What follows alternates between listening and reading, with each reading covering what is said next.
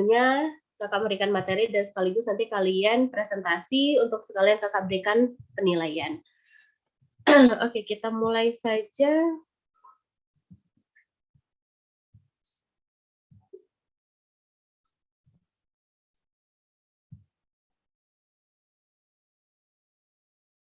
Sudah terlihat? Sudah, Kak. Oke.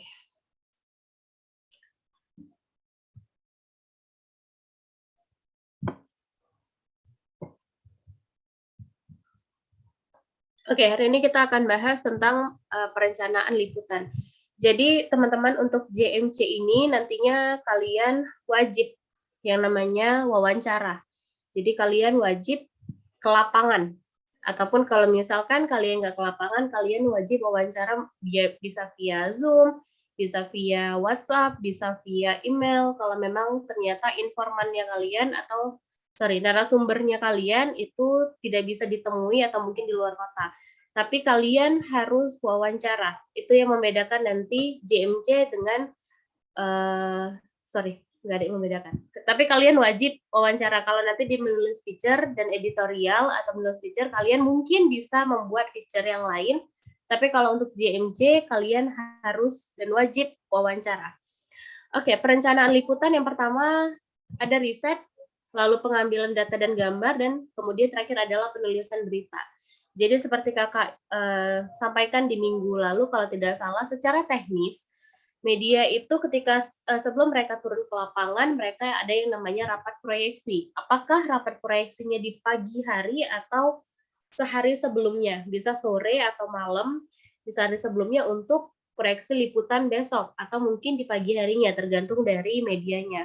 Nah, sebelum proyeksi, mereka harus mengumpulkan dulu tuh, jurnalis harus mengumpulkan informasi, mereka harus ada cari-cari informasi dulu, cari-cari isu yang bisa mereka liput, kemudian mereka sampaikan di rapat proyeksi, kemudian kalau disetujui untuk diliput, maka mereka harus melakukan riset sebelum mereka turun ke lapangan. Ketika hasil riset mereka sudah lengkap, sudah memadai untuk mereka turun ke lapangan, barulah mereka turun ke lapangan untuk mengambil data, gambar, video, apapun itu, dan terakhir adalah penulisan berita. Jurnalis mengambil data atau informasi langsung ke lapangan dengan melakukan observasi dan wawancara, mirip seperti kita melakukan penelitian kualitatif. Jadi ada observasi dan ada wawancara. Dan sikap jurnalis harus skeptis. Skeptis ini artinya mempertanyakan, mencurigai segala hal, tapi tidak sinis terhadap pernyataan atau fakta yang disampaikan sumber. Itu yang kakak bilang di minggu-minggu lalu yang sampai ditanyakan Astin mengenai berita ludah, ini yang dinamakan dengan cara agar kita bisa menghindari yang namanya berita ludah. Kita harus skeptis, kita harus mempertanyakan, kita harus kritis, kita harus gali terus pernyataan dari si sumber atau si narasumbernya kita. Lalu percaya tapi sangat skeptis dan tidak clinical. Lalu sikap ini akan membangun rasa ingin tahu dan kritis. Jadi itu tadi kenapa kita perlu ada data sebelum kita turun ke lapangan agar kita bisa skeptis, agar kita bisa kritis, agar kita bisa menggali informasi dari si narasumber. Lalu sebelum meliput, jurnalis harus tahu bagaimana cerita yang akan disajikan sebagai tulisan, foto, atau video. Nah, jangan sampai jurnalis ini sebelum turun ke lapangan dia nggak tahu nih, angle-ku nanti mau kemana ya, nanti mau kutulis apa ya. Itu akan berefek kepada bagaimana dia mewawancarai si narasumber. Akan berefek kepada bagaimana pertanyaan-pertanyaan yang dia berikan kepada si narasumber. Kalau dia nggak tahu nih arah tulisan dia nanti mau kemana, dia nggak punya ide, dia mau ambil foto seperti apa, video seperti apa, nanti akhirnya dia nggak ada arah untuk wawancara si narasumber dan justru nggak akan menghasilkan berita apapun. Karena nggak ada fokusnya, nggak dalam, nggak dapat informasinya, hanya sekedar wawancara yang nggak jelas juntrungannya lah, begitu. Lalu pengalaman akan membuat jurnalis lebih sigap untuk menggali informasi, objek peliputan wartawan pemula. Nah, kalau kalian nanti gabung di pers atau media yang profesional, kalian akan dikasih job-job atau berita-berita yang seremonial, yang mungkin tidak terlalu memerlukan effort kalian untuk menggali gitu, karena contohnya rapat, diskusi, atau jumpa pers, di mana biasanya sudah ada konsepnya, sudah ada press release-nya, sudah ada pakem apa yang mau disampaikan, jadi kalian hanya tinggal menuliskan itu ke dalam beritanya kalian.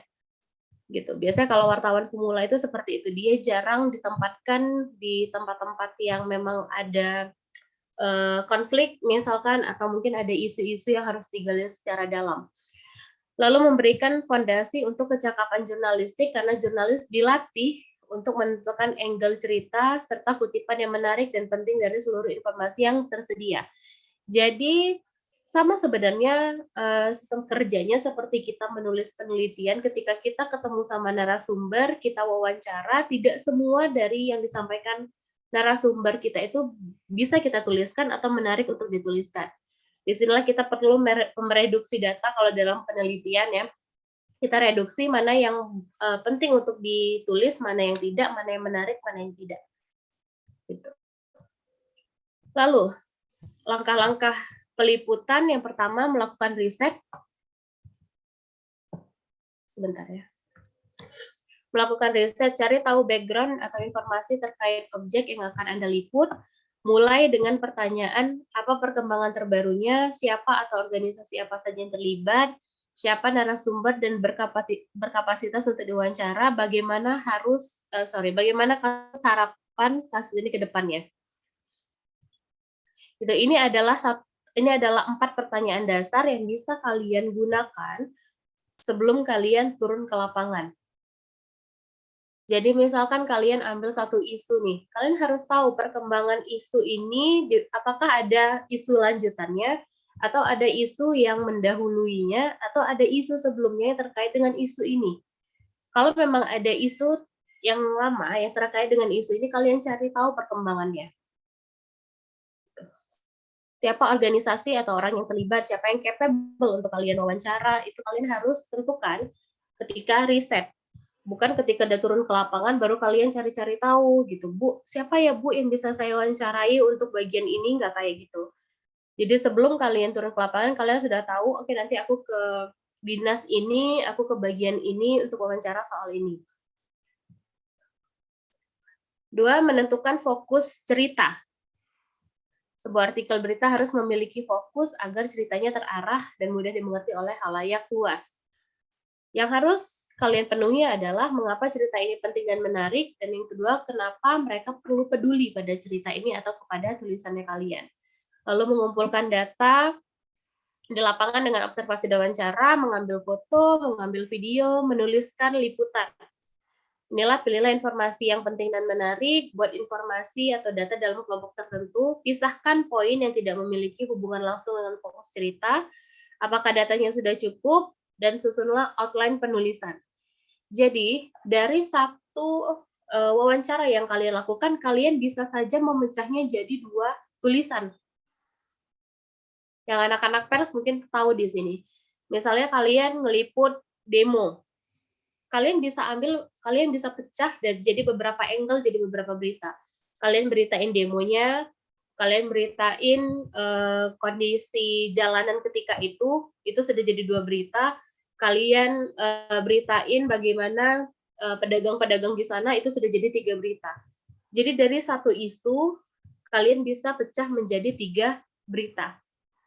Jadi kalau misalkan kalian wawancara, kemudian apa yang disampaikan oleh si narasumber nggak kena nih sebenarnya, atau nggak berhubungan sama isu yang kalian angkat atau angle yang kalian angkat, jangan dibuang dulu. Kalian mungkin saja bisa mengembangkan itu jadi berita yang lain, buat jadi berita yang baru.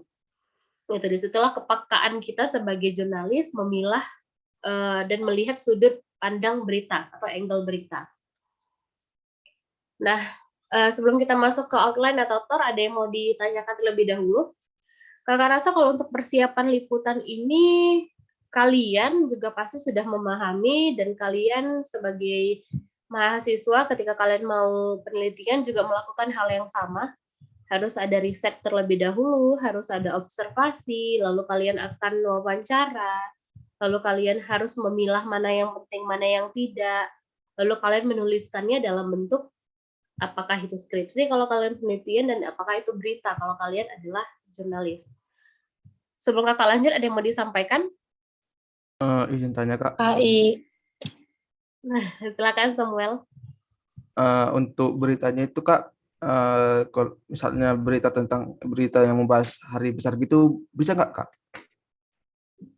Atau harus memang kayak berita-berita kayak politik atau apa gitu Kak? Oh enggak, bisa, sangat bisa. Kalian mau memberitakan situasi Natal, situasi Lebaran tahun ini, situasi puasa di tahun ini, Waisak, apapun itu, Nyepi, kalian bisa menjadikan itu satu berita.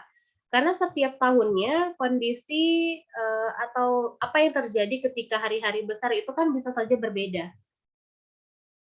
Ya, yang paling kelihatan ya misalnya masa pandemi ini gitu, di 2019 mungkin kita masih bisa merayakan hari-hari besar tuh dengan seperti biasa pada umumnya, masih bisa ngumpul, masih bisa ibadah, nggak perlu pakai masker gitu. Ternyata di 2020 terjadi perubahan, terjadi perbedaan. Di 2021 berbeda lagi dengan 2020.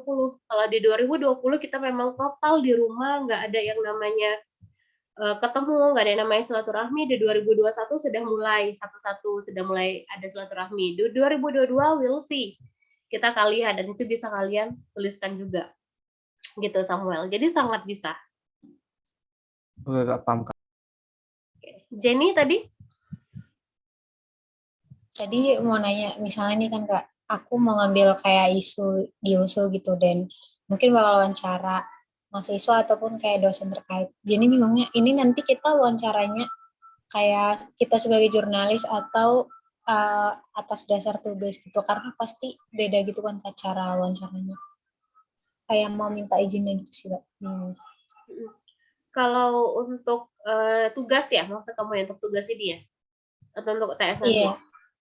Ya, kalau untuk tugas ini. Untuk UTS ya kalian harus bilang kalian dari mahasiswa dan kalian mau mengerjakan tugas. Karena kalau kalian bilang kalian wartawan atau pers, kalian harus punya bukti kartu pers. Gitu. Jadi kalau kalian wawancara mahasiswa, wawancara dosen, itu mereka sangat sudah terbiasa gitu, dan mereka sangat paham bahwa ada tugas-tugas yang mengharuskan mahasiswa untuk ke lapangan pasti. Jadi tetap memperkenalkan dirinya sebagai mahasiswa dan untuk kebutuhan tugas gitu, Jenny. Oke, Kak. Oke. Kita lanjut mengubah outline atau TOR menjadi tulisan. Kakak mau nanya dulu deh sama anak-anak pers di sini. Sebelum ke lapangan, pernah buat outline atau TOR? Pernah Kak. Pernah. Biasanya untuk pemberitaan apa? Freak news kah? Feature kah? Dua-duanya sih Kak. Kalau misalnya memang butuh narasumber gitu kan Kak, pasti harus pakai Tor dulu, karena Tor itu kan lebih ke apa namanya, penunjuk jalan gitu Kak, untuk ke mana selanjutnya gitu sih Kak. Oke, nah dari TOR yang sudah kalian buat, apakah ketika ke lapangannya memang 100% sama, atau ternyata ada yang dari TOR tuh nggak kepake, atau mungkin meleset dari TOR-nya kalian? Iya, kadang meleset, Kak. Biasanya keseringan meleset dari TOR itu karena apa? Karena si narasumbernya kah? Atau karena ternyata isunya tidak bisa kalian kembangkan? Atau bagaimana? Mungkin dari narasumber sih Kak. Kadang kan kalau kita menanyakan sesuatu gitu, mereka kayak no comment pasti jawabannya, ataupun kurang tahu gitu. Jadi kayak, oh berarti meleset gitu sih Kak. Oke, terima kasih Samuel dan Asti. Jadi itu benar kata Samuel bahwa pentingnya outline atau TOR sebelum kita turun ke lapangan itu adalah sebagai panduan dan pegangan kita untuk sebelum kita turun ke lapangan. Jadi ketika kita turun atau meliput, itu kita nggak blank. Nggak blank ntar harus nanya apa, nggak blank isunya apa, nggak blank siapa narasumbernya gitu. Karena kita sudah punya panduan atau rancangan atau kerangka. Gitu. Nah, bagaimana mengubah kerangka kita menjadi tulisan? Yang pertama, susun data terpenting di atas. Jadi tuliskan dulu hal-hal yang terpenting, berantakan dulu pun nggak apa-apa. Kalian mau menulis apapun itu, tuliskan dulu apa yang kalian rasa penting, tuliskan apa yang ada di kepalanya kalian dulu, baru nanti kalian pikirkan gimana memperindah tulisan kalian. Kalian dalam menuliskan apapun harus seperti itu, tuliskan aja dulu apa yang di kepala kalian, apa yang kalian rasa penting. Lalu ubah satu-satu. Dari poin-poin yang kalian tuliskan, apa yang ada di kepalanya kalian atau kalian agak penting, baru kalian ubah satu menjadi kalimat yang lebih jelas. Terus writing dan rewriting, kemudian tulisan angka dibulatkan agar lebih mudah dibaca, kecuali untuk infografik. Kalau kakak pribadi lebih senang angka itu dituliskan dalam bentuk huruf. Misalnya 25 ya tulis 25. Karena, tapi itu selera orang ya. Karena kakak ngerasa kadang-kadang kalau ditulis angka di tengah-tengah itu mengganggu orang untuk membaca, karena dia bisa terhenti sekian detik untuk mencerna, oh ini perubahan dari huruf ke angka. Gitu. Jadi kalau kakak pribadi ketika menulis lebih senang angka itu kakak tuliskan dalam bentuk huruf. Gitu. Lalu lead berita akan lebih mudah dibuat terakhir ketika jurnalis sudah tahu keseluruhan naskahnya. Ini yang sebenarnya tergantung dari orangnya. Ada yang dia buat judul dulu, baru dia tulis. Ada yang dia nulis dulu, baru buat judul. Gitu. Kalian tipe yang mana? Yang sudah pernah nulis nih, kalian buat tulisan dulu, baru buat judul, atau buat judul dulu, baru buat tulisan? Yang sudah sering nulis, biasanya dulu. Kalian yang mana? Asti? Kalau Asti biasanya nulis isi dulu Kak, baru kayak kalau udah setelah nulis isi baru bisa mikir oh ini judulnya apa ya gitu Kak. Oke, Asti. Ada lagi? Ada yang mungkin nulis judul dulu, baru isinya?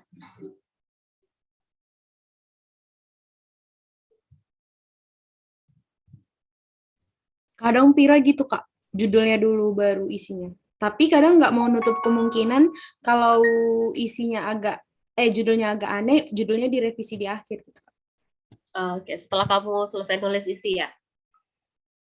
Oke, Iya Kak. Kakak juga kayak gitu. Kadang-kadang ya udah tulis dulu isinya, nanti judulnya mengikuti. Tapi ternyata kakak pernah coba beberapa kali untuk nulis judul dulu, justru lebih enak.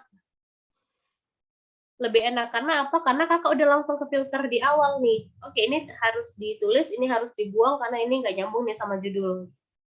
Justru lebih enak dan lebih jelas gitu arahnya, dan lebih memudahkan kakak untuk memfilter atau mereduksi data yang kakak punya tadi. Gitu. Kalau isi dulu, nanti kakak akan ngerasa, oke ini bisa masuk, oh ini masih cocok kok gitu. Nanti akhirnya judulnya yang berubah, kayak Vira berubah, atau mungkin judulnya baru di akhir gitu. Jadi coba deh kalian sesekali coba coba putuskan untuk menulis judul dulu, baru kalian menulis isi beritanya kalian. Rasanya itu akan lebih berbeda. Memang lebih mudah sih, cuman kadang-kadang ya itulah kita belum kepikiran karena kita mikirnya judul itu harus menarik, judul itu harus kece gitu. Jadi kalian nanti aja deh mikirnya sekalian jalan gitu.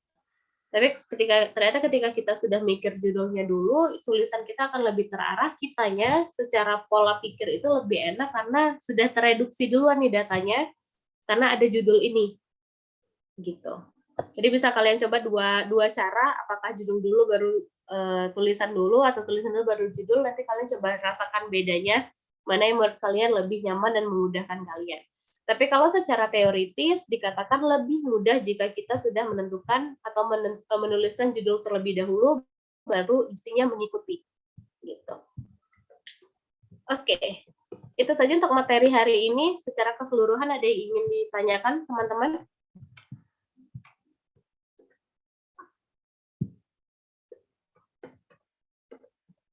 Sudah ada gambaran nanti mau nulis tentang apa?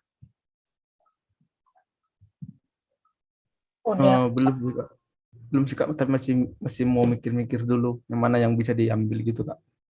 Oke, jadi sudah ada katanya. Untuk yang ngambil feature sekalian, kerja kalian lebih 2 kali kerja ya, karena kalian memikirkan tulisan untuk JMC dan kalian memikirkan tulisan untuk feature.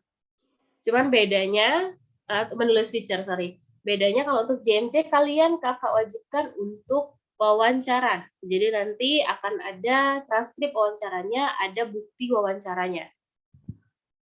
Oke, nanti teknisnya akan kakak sampaikan di pertemuan minggu depan, insya Allah, teknis untuk tugas UTS. Untuk keseluruhan materi hari ini ada yang mau ditanyakan?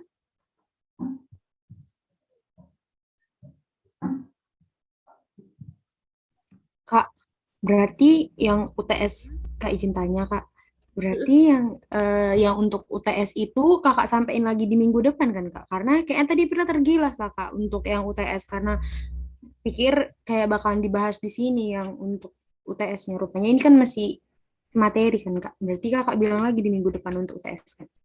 Ya, di minggu depan kita bahas UTS karena di minggu depan itu materinya sebentar.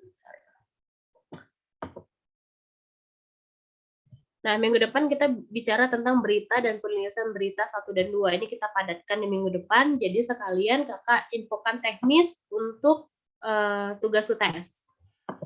Sekalian. Karena Kakak bilang di minggu ini pun minggu depan kalian pasti tanya lagi. Gitu. Jadi mending sekalian di minggu depan kalian tinggal ke lapangan masih fresh gitu sama teknis yang Kakak tetapkan atau Kakak sampaikan. Oke, ada lagi untuk materi biar kita masuk ke presentasi. Pas? Oke, pas. Pas, Kak. Kita ada berapa kelompok, Sam? Kakak lupa.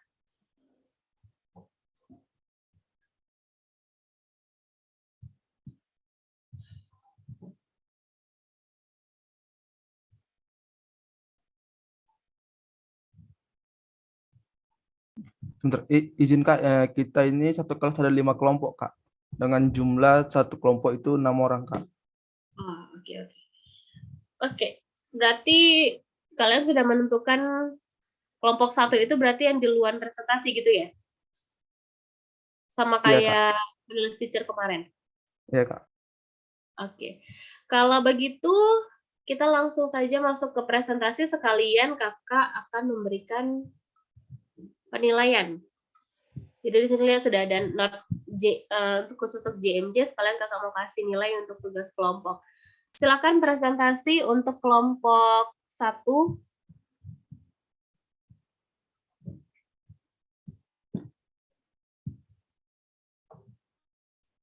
Untuk kelompok 1 kelompok Alvira ya. Oke Kak, untuk itu boleh di-share screen dulu ya. Izin. Baik, Assalamualaikum warahmatullahi wabarakatuh. Selamat pagi Kak Sofi dan teman-teman semua. Jadi kami dari kelompok 1 akan mempresentasikan tentang apa aja sih berita-berita yang kami analisis tentang 9 elemen jurnalistik pada media cetak. Boleh di next, Sabrina. Jadi kami kan ada 6 orang, tapi untuk Bang Swandi tidak dapat berhadir karena ada kemalangan. Ya kan, kita lanjut aja kelompok, nama-nama kelompoknya kalian bisa lihat sendiri. Jadi untuk pembahasan kami hari ini, kami akan bahas tentang 5 berita yang mengandung elemen jurnalistik dan 1 berita yang melanggar elemen jurnalistik. Gitu, boleh di next. Nah, jadi untuk yang berita pertama ini ada berita dari Paras, mungkin kepada Paras dipersilakan.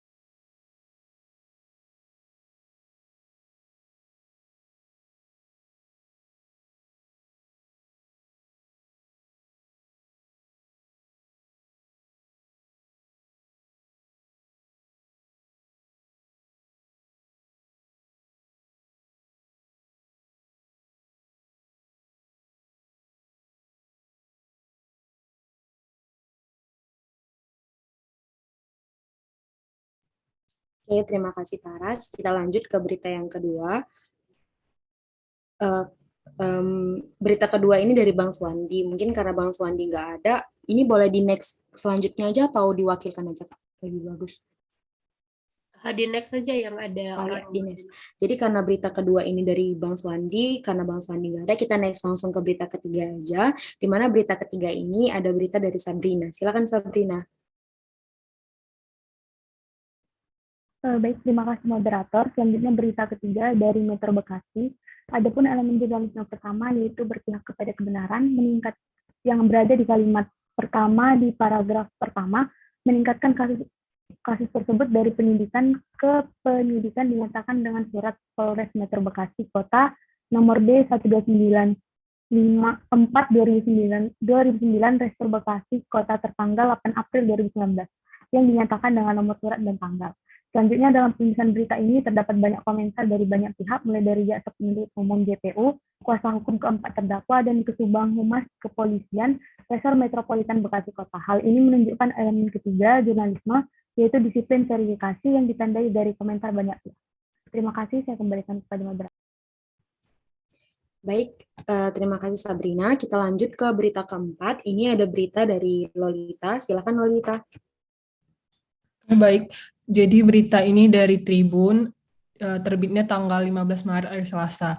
Judulnya itu 2 korban binomo laporkan 4 rekan Indra Kents. Nah ini dia itu memuat elemen jurnalistik, esensi jurnalisme adalah disiplin verifikasi. Kenapa? Karena dalam berita ini tuh ada juga saksi-saksi peristiwa yang akan membuka sumber-sumber berita. Dan juga berita ini juga memaparkan kejadian sebenarnya dan merangkai secara terstruktur. Nah di berita ini tuh nggak hanya korban binomo aja yang melaporkan, tapi nggak hanya 2 orang yang korban ini aja melaporkan, tapi di tulisan ini juga si penulis ngasih tahu kalau ada korban lain juga, terus ada korban dari Palembang dan lain-lain. Dan ini dibilang juga siapa aja 4 rekan Indra Kents ini, ada gurunya si Indra Kents, kemudian ada 2 lagi memang kawannya anak guru si Indra Kents ini juga. Terus itu di sini diruntutin juga kalau pertama-tama si korbannya ini kena pertama-tama dia terbuai di YouTube iklan, kemudian dia coba 14 jutaan uangnya, baru kemudian dia sampai rugi bermiliaran kayak gitu. Dan dibilang juga kalau yang rugi itu nggak hanya 1-2 orang, dan kerugiannya itu nggak hanya ratusan juta, tapi udah sampai miliaran bahkan triliunan. Nah makanya itu kami ini masukkan ke disiplin verifikasi. Kemudian dan dia juga mereka ininya runtut gitu loh, ngasih tahu kejadiannya. Dia mulai dari awal gimana si Indra Kents ini bisa menipu judi online, kemudian sampai akhirnya banyak korban-korban yang bermunculan gitu. Saya kembalikan. Baik, terima kasih Lolita. Kita lanjut ke berita yang terakhir untuk pembahasan 9 elemen. Itu beritanya ada dari berita Riza Ananda. Silakan Riza. Baik, jadi untuk ini beritanya itu diterbitkan oleh Medan Post dengan judul Minta Keadilan Ratusan Masyarakat Unjuk Rasa. Nah, jadi dalam berita ini terdapat elemen jurnalis harus membuat dirinya sebagai pemantau independen kekuasaan. Kenapa? Karena pada berita ini jurnalis itu memposisikan dirinya sebagai pemantau. Oh, maaf.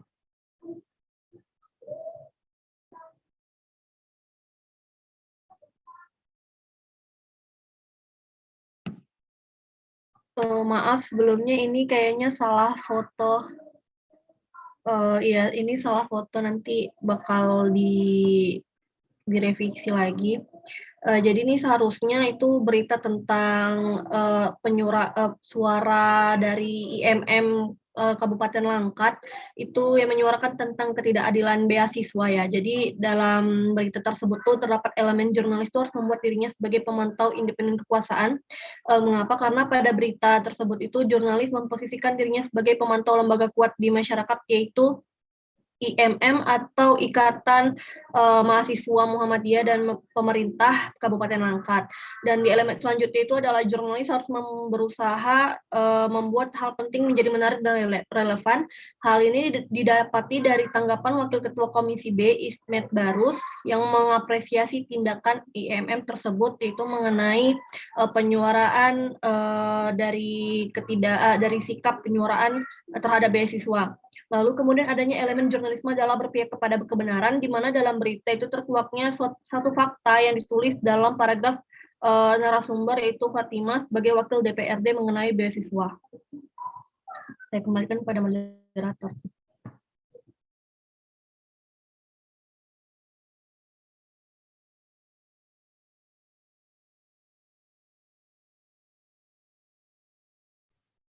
Oke, terima kasih Rija. Maaf tadi ada gangguan. Selanjutnya kita akan masuk ke berita yang melanggar elemen jurnalistik. Boleh di next, Sabrina. Nah, jadi ini ada berita yang melanggar, itu judulnya Rija tewas dilindas bus Metro Daily. Nah, jadi kalau kenapa kami mengambil berita ini, pelanggaran dalam beritanya itu ada pelanggaran pada elemen kedua, yakni tidak ada loyalitas dan kesetiaan pada warga dengan menggugah foto korban dengan jelas dan mencantumkan nama, umur, dan alamat korban dengan jelas pada badan berita. Jadi kesetiaannya itu kayak si jurnalisnya itu ngepost foto dengan jelas. Seharusnya ini tuh lebih jelas lagi dari yang bisa teman-teman lihat di PPT, dan kalau di badan beritanya itu dia pampang dengan jelas itu kayak nama, umur, dan alamat korban tanpa ada disensor dan lain sebagainya. Terus pelanggaran ini juga ada pada elemen ke-8 dengan keadaan berita tidak berimbang yang hanya menceritakan korban namun tidak ada identitas pelaku. Jadi kalau misalnya baca beritanya itu si jurnalisnya tuh mentok-mentok ceritain si korban itu kenapa, apa yang terjadi dan sebagainya. Tapi jelas-jelas dia bilang kalau ini tuh dia tuh ditabrak sama bus Metro Daily yang kayak gitu. Mungkin sekian dari pemaparan presentasi kami kembalikan ke Kak Sofi. Oke, terima kasih Vira. Ini berita yang terakhir media apa ya? Pos Medan, Kak. Oh, oke. Medan Pos. Medan Pos nih. Iya, Pos Medan bentar, apa Kak. Medan? Iya, Kak, bentar Vira ambilin dulu korannya, Kak. Iya.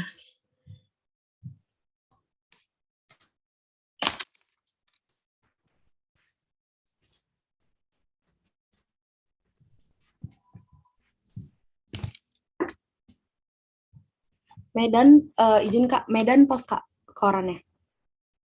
Medan Pos. Oke. Oke. Terima kasih Vira dan terima kasih kelompok 1 sudah Kakak berikan penilaian. Next, lanjut ke kelompok 2.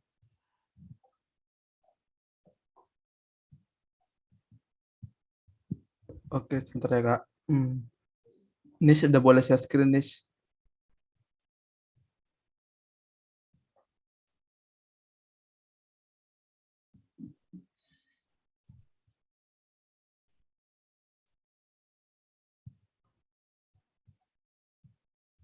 Oke, selamat pagi Kak Sofi dan teman-teman. Kami dari kelompok 2 akan mempresentasikan hasil pembahasan kami tentang elemen-elemen jurnalistik pada setiap media di pada setiap berita di beberapa media lokal. Oke, bisa dilanjutkan ke bawah.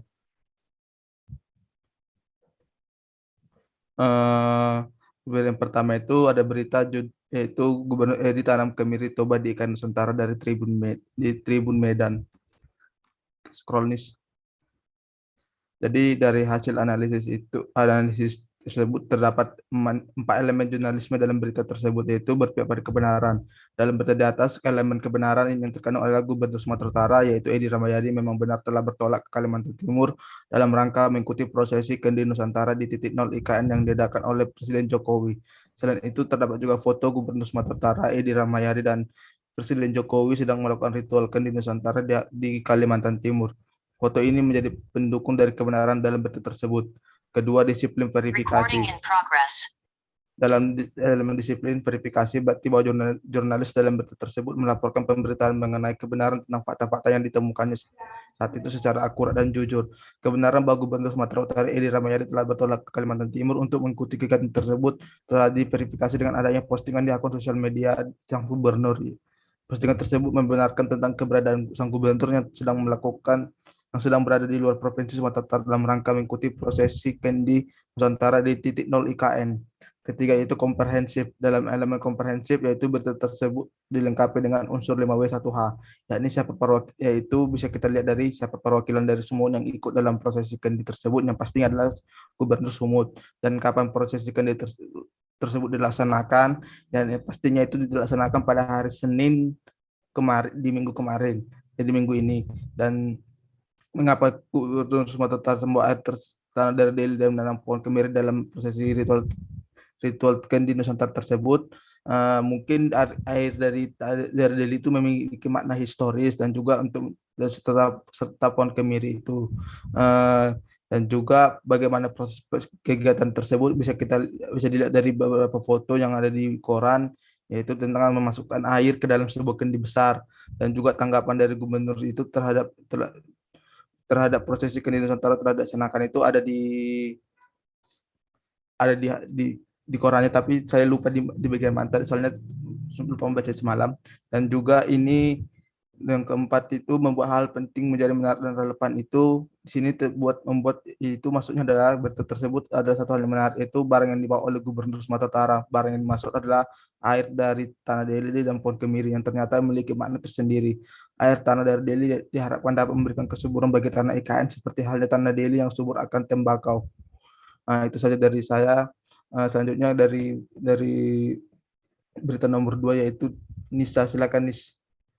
Baik, terima kasih Samuel. Jadi yang berita kedua itu kami mengambil berita dari Waspada yang dengan judul Istana Kerajaan Negeri Padang terbakar, 1 tewas. Jadi berdasarkan hasil analisis, berita di atas ini memiliki 2 elemen jurnalisme, yaitu yang pertama berpihak pada kebenaran. Berita itu termasuk mengandung berita di atas termasuk mengandung elemen kebenaran. Jadi kebenaran yang dimaksud dalam berita ini adalah kebenaran fungsional yang perlu diketahui masyarakat.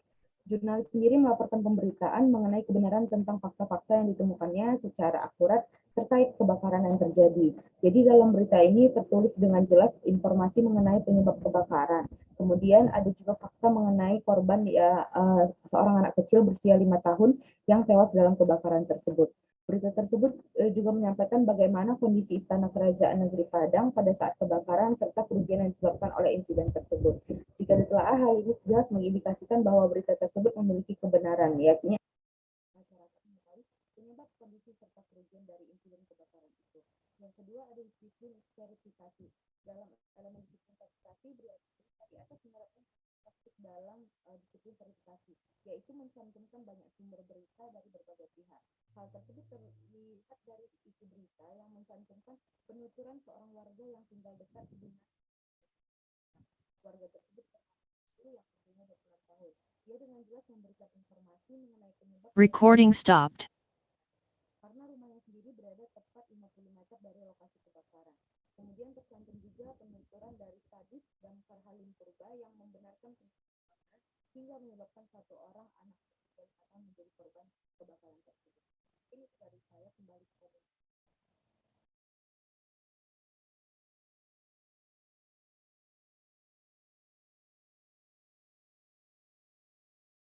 Oke, terima kasih Nisa. Selanjutnya berita ketiga akan dibacakan oleh Jaki. Kepada Jaki dipersilakan. Sebentar Kakak potong Samuel. Kalian ada analisis berapa berita? Ada 6 Kak. Ada 6 yang 5 untuk elemen dan 1 lagi untuk contoh kasus Kak yang melanggar. Oke, boleh langsung lompat ke yang contoh yang melanggar? Oh, oke Kak. Langsung ke contoh yang melanggar Nis. Oke, yang 6 ini judul berita siap masuk penjara, yang itu contoh melanggar yang akan dibacakan oleh Harun. Kepada Harun dipersilakan. Baik, terima kasih moderator. Jadi saya akan melanjutkan presentase yang akan menjelaskan tentang elemen berita yang melanggar 9 elemen jurnalistik. Yang pertama, yang judulnya yaitu siap masuk penjara.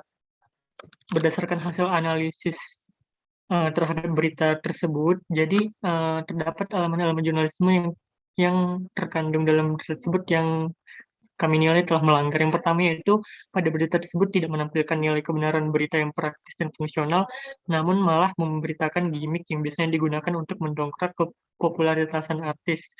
Nah, di dalam berita itu terdapat sosok Denis Syarista yang diberitakan, dan sosok itu pun tak luput sering melakukan gimmick melalui akun TikTok-nya hingga ia diundang di salah satu acara televisi swasta. Kemudian tidak adanya kepentingan publik pada berita tersebut. Hal tersebut telah melanggar elemen loyalitas jurnalisme terhadap warga dan jurnalisme yang berupaya untuk membuat berita yang penting, menarik, dan relevan. Hal ini juga menjadi tanda tanya apakah berita tersebut layak disebut sebagai berita jurnalistik dan diangkat pada media cetak. Kemudian pada berita tersebut tidak menampilkan berita yang komprehensif dan proporsional. Hal ini ditujukan dengan pemakaian judul yang sensasional yang lebih ditekankan kepada aspek permainan emosional semata. Dan juga isi yang tidak dapat pertanggungjawaban. Thank you. Saya kembalikan ke moderator. Oke, terima kasih Harun. Itu saja dari hasil presentasi kami. Kami ucapkan kalau ada salah kata, mohon maaf. Saya kembalikan ke Kak Sofi. Oke, terima kasih. Kelompok 2, berita yang terakhir terlihat ya teman-teman, sudahlah beritanya tidak ada kepentingan, sudahlah beritanya tidak dituliskan berdasarkan hasil wawancara, juga tidak punya kepentingan untuk masyarakat, kemudian juga dia cuman berdasarkan celotehan seseorang atau mungkin dari komentar warganet semata gitu, itu kelihatan ya. Itu yang kakak bilang, bedanya ketika kita menuliskan atau bedanya infotainment dengan berita entertainment. Gitu. Infotainment dia nggak peduli apakah berita itu sudah cukup komprehensif, apakah berita itu sudah memiliki disiplin verifikasi.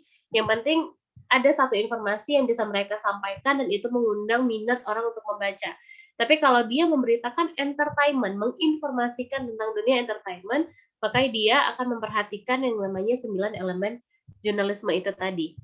Itu terlihat perbedaannya di contoh teman-teman kelompok 2. Next, kelompok 3. Terima kasih kelompok 2. Next, kelompok 3. Makasih Kak, kami dari kelompok 3. Untuk Ayu boleh di-share screen yuk.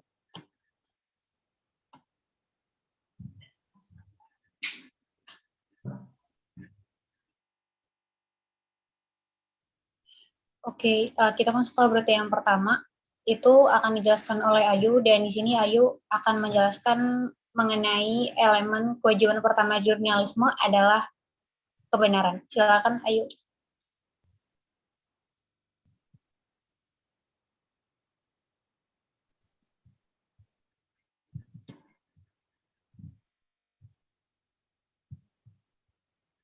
Halo Ayu. Dengar?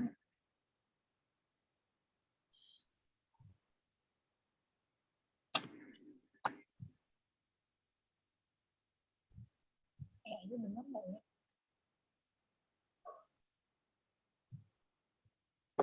Ayu dengar nggak?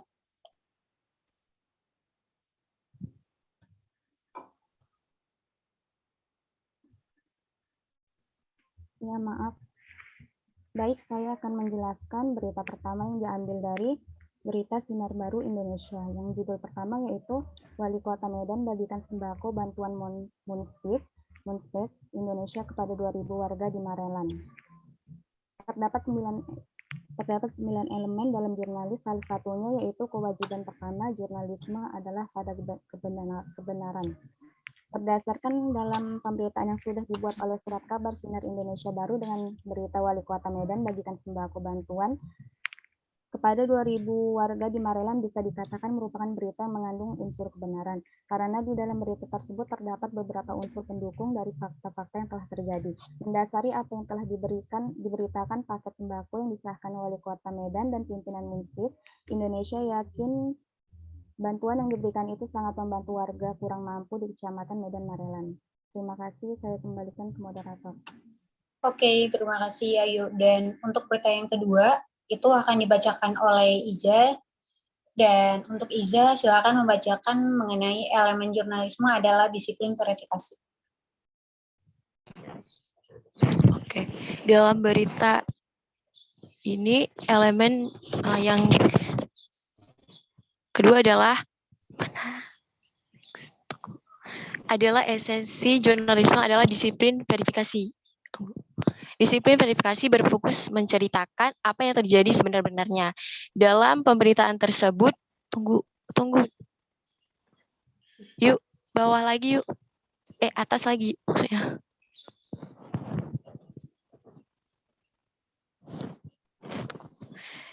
Disiplin verifikasi berfokus menceritakan apa yang terjadi sebenar-benarnya. Dalam pemberitaan tersebut terlihat bahwa berita yang ditampilkan berdasarkan keterangan dari pihak yang terkait, yaitu Kepala Disperindak Aceh. Selain itu, isi berita juga memuat hasil wawancara dengan pedagang di Aceh yang masih menjual dengan harga 12.800 sampai 13.000 per kilogram karena mendapat stok minyak goreng bukan dari PPI yang dituju sebagai penyalur minyak goreng oleh Kepala Disperindak Aceh. Kembali ke moderator. Terima kasih.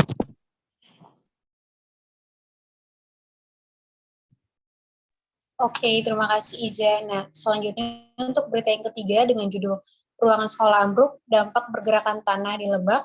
Ini akan dibacakan oleh Sari, dan untuk Sari silakan membacakan elemen yang keempat, jurnalisme harus tetap independen dari pihak yang meliput mereka. Silakan Purnama Sari.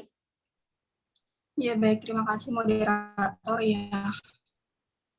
Kemudian elemen yang keempat dari berita ini adalah jurnalis harus tetap independen dari pihak yang meliput mereka. Dalam pemberitaan ini terlihat bahwa tidak ada keberpihakan di antara berita yang diluncurkan tersebut. Berita yang dimuat itu tidak berpihak pada sekolah ataupun kepada pemerintah setempat. Terlihat bahwa berita ini membeberkan isu tentang terjadinya peristiwa tersebut dengan baik dan juga menyampaikan bahwa Kemenak telah hadir meninjau persoalan ini. Terima kasih, kembali kepada moderator. Oke, terima kasih Purnama Sari. Dan untuk berita yang keempat itu ada berita yang berjudul Jalan Nasional di Kapanjahe tergenang banjir, dan berita ini akan dibacakan oleh Zikri. Untuk Zikri, silakan membacakan elemen yang kelima, jurnalis harus melayani sebagai pemantau independen terhadap kekuasaan. Silakan Zikri. Oke, baik, terima kasih. Jurnalisme harus melayani sebagai pemantau independen terhadap kekuasaan. Jika dilihat dari berita ini, jurnalis sudah melayani dan juga sudah independen terhadap kekuasaan, di mana jurnalis menuliskan secara rinci keluh kesah sebab dan kondisi yang sedang terjadi di lokasi banjir tersebut, tanpa adanya keberpihakan dengan pejabat daerah yang ada di sekitarnya. Terima kasih. Oke, kelompok 3, kelompok 4 ya? Kelompok berapa kakak lupa? 3 ya? 3 Kak. Kelompok 3 silakan langsung lompat ke pelanggaran. Oke Kak. Untuk berita yang terakhir itu adalah berita yang melanggar kode etik jurnalis, dan di sini kami memilih berita yang berjudul KAMMI demo lagi tagih janji kampanye Bobi Aulia, dan untuk berita ini akan dibacakan oleh Zikri kembali. Silakan Zikri.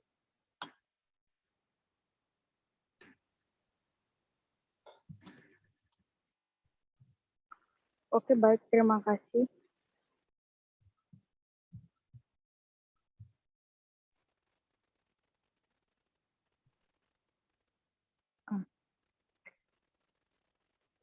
Tribun Sumut 15/3/2022, nama judul beritanya ada Kami Demo Lagi, Tagih Janji Kampanye Bobi Aulia, analisis 9 elemen.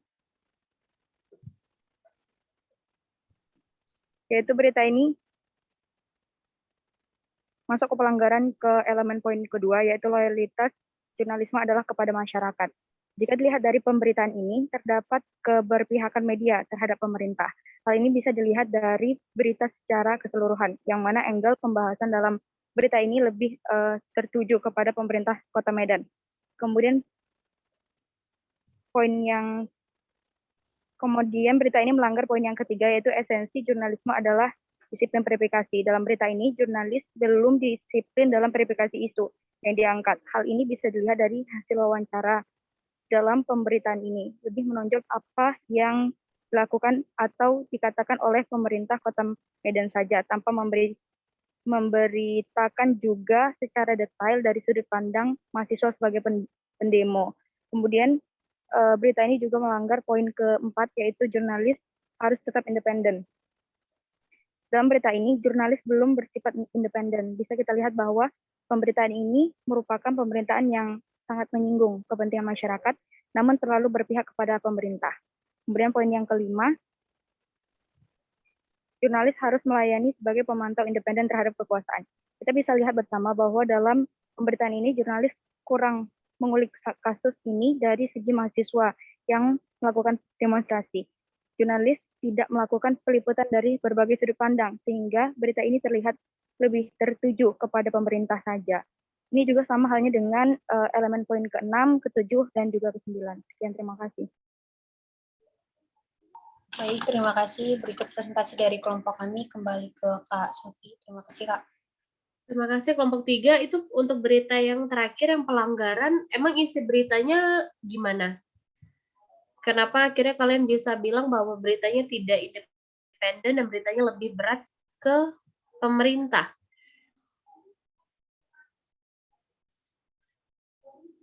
Karena kalau dari beritanya kami demo lagi tagih janji kampanye Bobi Aulia, artinya di sini media tersebut memblow up bahwa ada ada demo atau ada ya demonstrasi lah, ada kritik dari sebuah organisasi terhadap janji kampanyenya Bobi dan Aulia.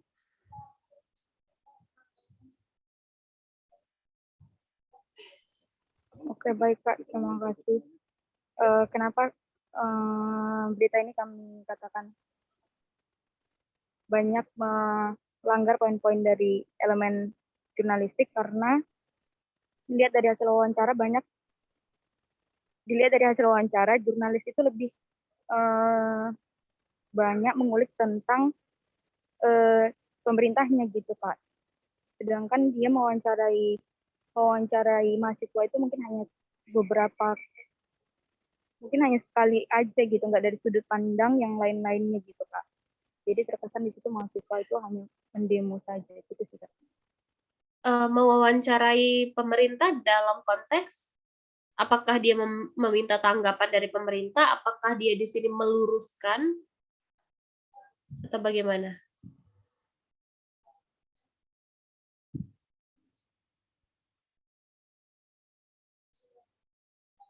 Mewawancarai pemerintahnya dalam konteks apa?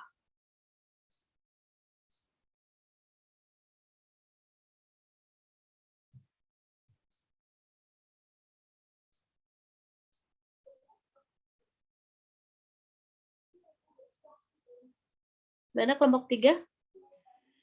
Karena kan satu hal yang memang harus mereka lakukan ketika ada demo terkait dengan jalannya pemerintah, maka mereka memang punya kewajiban untuk memverifikasi atau menanyakan pendapat dari si pemerintah yang bersangkutan gitu.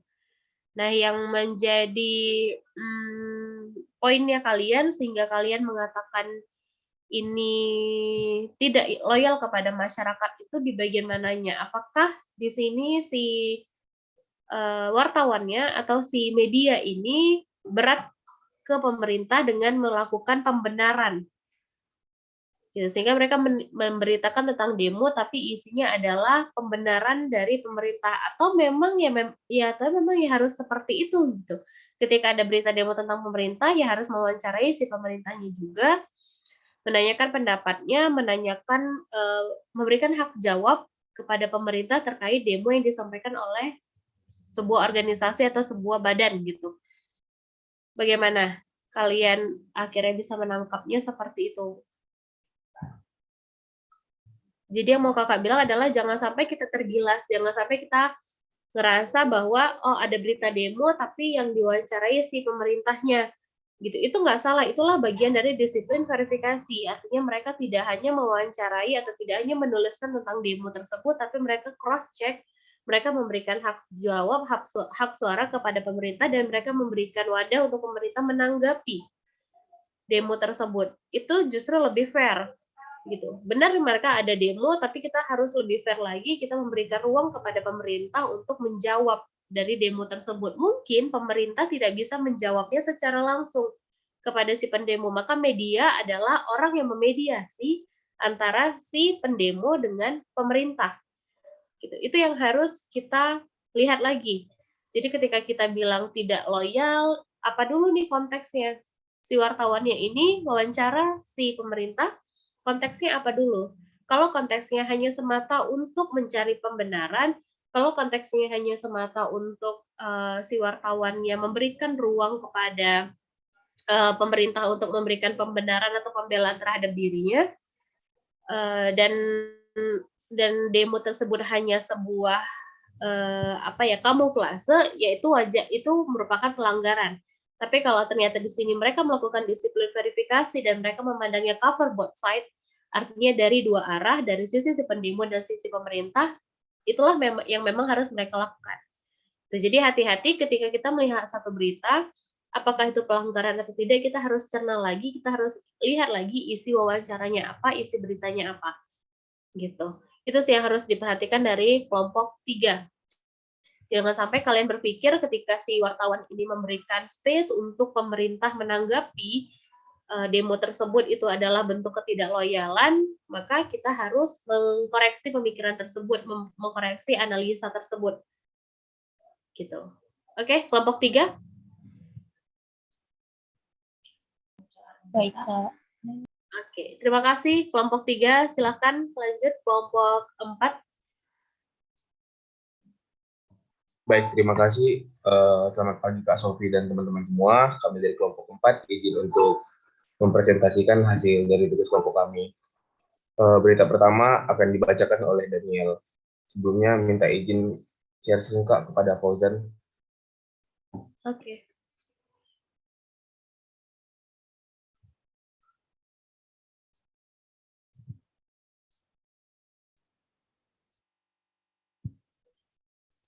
Izin Kak, sebelumnya udah kelihatan nggak?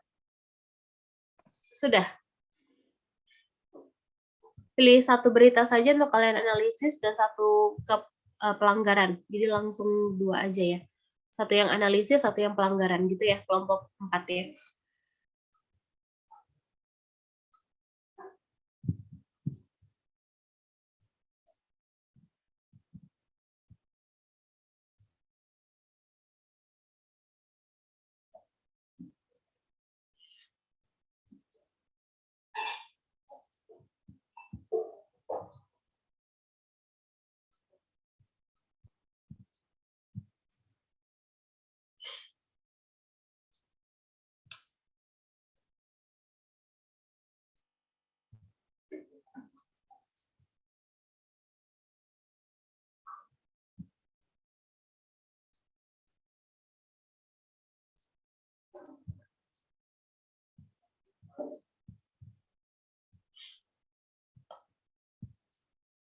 Silakan kelompok 4. Siapa yang presentasi? Oke Kak, baiklah kalau begitu kami akan bacakan satu berita yang akan dibacakan oleh bentar ya Kak.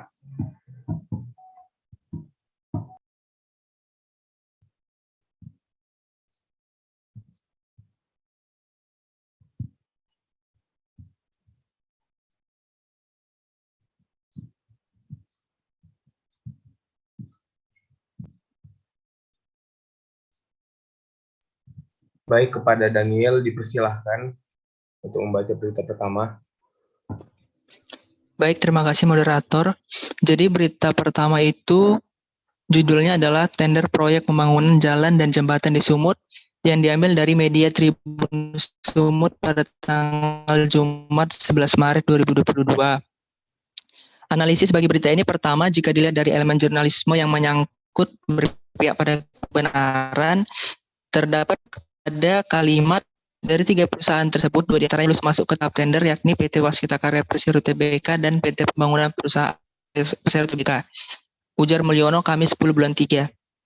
Kemudian kalimat selanjutnya yaitu dilihat dari website ipse.sumutprop.go.id, tender paket pekerjaan konstruksi ini terintegrasi dengan konsep perancang bangunan, desain dan bid memasuki tahapan sangga prakualifikasi hingga 9-14 Maret, yaitu dapat mewakili elemen dari jurnalis, yaitu harus tetap independen dari pihak yang mereka liput, di mana mereka melakukan riset sebelum peliputan dengan narasumber. Kemudian elemen jurnalis berikutnya, di mana jurnalis harus menjaga berita tetap komprehensif dan proporsional, yaitu pada kalimat proses tender ini sebelumnya sudah dilakukan evaluasi kualifikasi dan pembuktian klasifikasi oleh kelompok kerja dari Biro Pengadaan Barang dan Jasa Sirdaprop Sumut. Dalam menjalankan tugasnya, jurnalis harus memenuhi elemen sebagai pemantau independen terhadap kekuasaan. Pada berita ini terdapat kalimat di mana Mulyono mengatakan pihaknya akan bertanggung jawab hingga selesai tahapan tender. Kami selaku yang menenderkan paket ini bertanggung jawab hingga selesainya semua tahapan tender, katanya. Di sini jurnalis ikut turut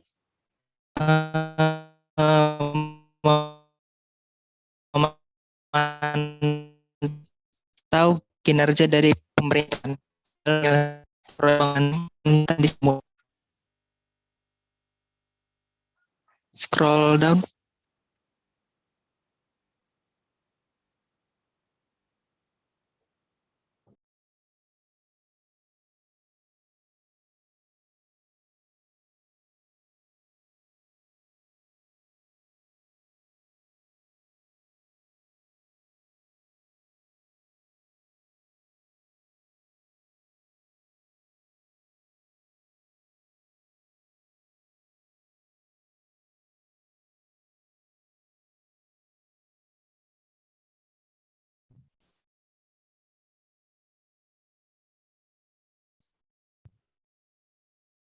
Permisi Daniel. Di mute itu. Oh, maaf Kak.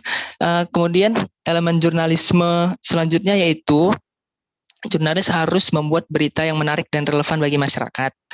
Jadi bisa dilihat di sini ada kalimat pembangunan infrastruktur dikerjakan oleh Dinas Bina Marga dan Bina Konstruksi dengan metode multi-years. Rencananya proyek akan mulai dikerjakan April 2020 dan rampung tahun 2024.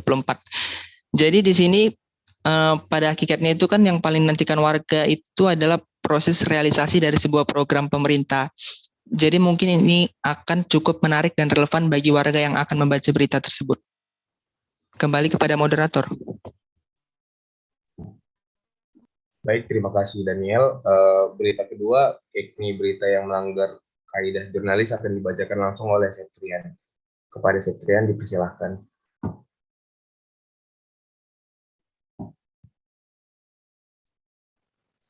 Selanjutnya ada berita yang melanggar. Untuk Fauzan bisa di-share beritanya.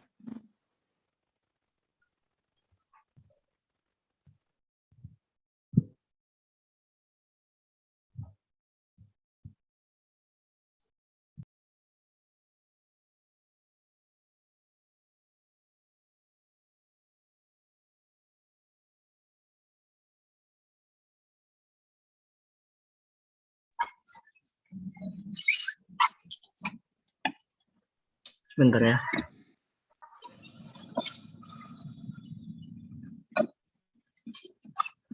Mangkul aja.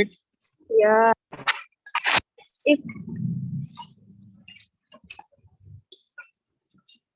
Oh. Ini Pak Ayah. Oh, SMP ya. Oh iya.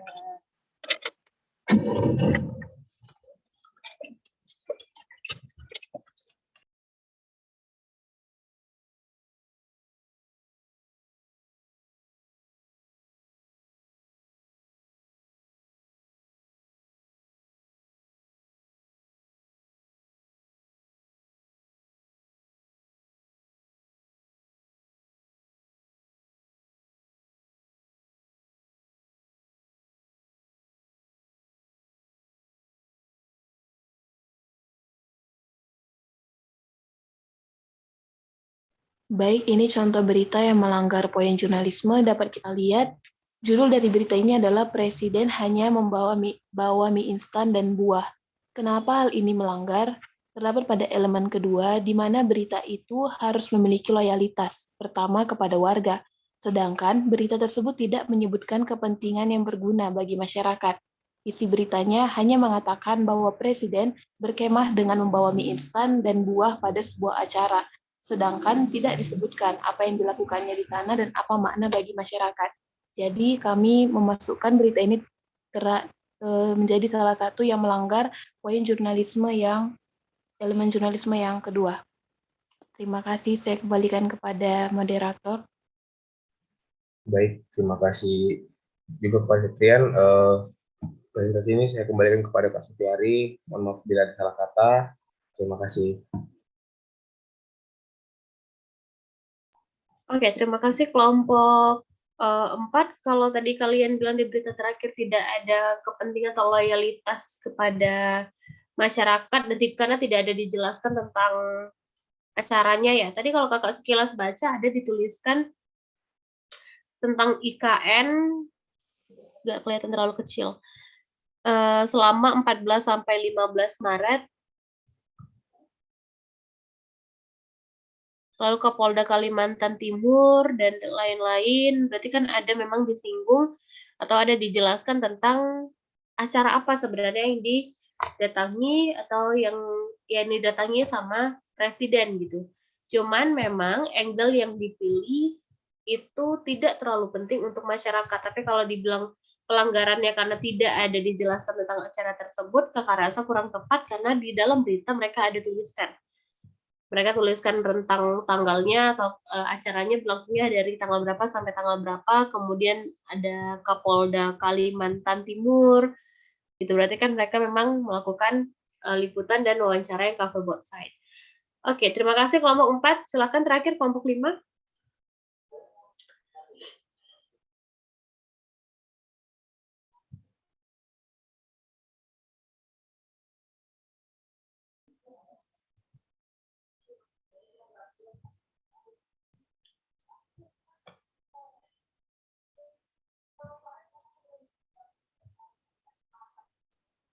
Kelompok 5, silahkan. Satu berita analisis, satu lagi berita pelanggaran langsung. Sepertinya mereka kelompok 5 nggak ada di room Kak, semua Kak, anggotanya Kak. Satu pun nggak ada? Iya Kak, soalnya di kelompok 5 kan Kak ada nama Bang Fikri, Bang Habib, Bang Gali, Kak Rizka sama Bang Riki Alfasaris, dan semua nama-nama itu nggak ada Kak. Oke, senior ya? Iya Kak. Oke.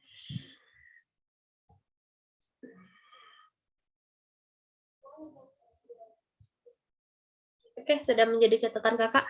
Baik, kalau tidak ada lagi atau sudah selesai, teman-teman ada yang mau ditanyakan lagi? Sebelum kakak padakan, karena kakak juga ada rapat jam 12. Ini sudah jam hampir setengah 12.